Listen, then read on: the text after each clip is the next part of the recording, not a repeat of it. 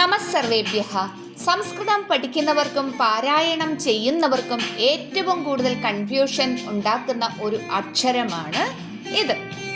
ഇതെങ്ങനെയാണ് നിങ്ങൾ ഉച്ചരിക്കാറുള്ളത്?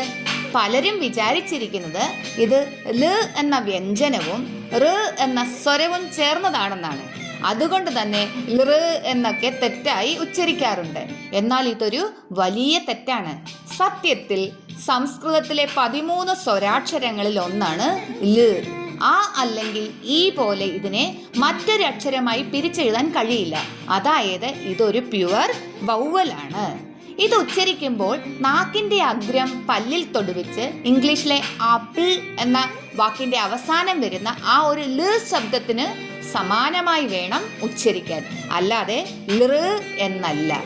മലയാളത്തിൽ ക്ലിപ്തം എന്ന വാക്കിൽ മാത്രമാണ് നമ്മളിത് സാധാരണയായി കാണാറുള്ളത്. എന്നാൽ നമ്മൾ നിത്യവും ചൊല്ലുന്ന വിഷ്ണു സഹസ്രനാമത്തിലെ ധ്യാന ശ്ലോകം ശ്രദ്ധിച്ചിട്ടുണ്ടോ? മാലാ ക്ലിപ്താസനസ്തഃ.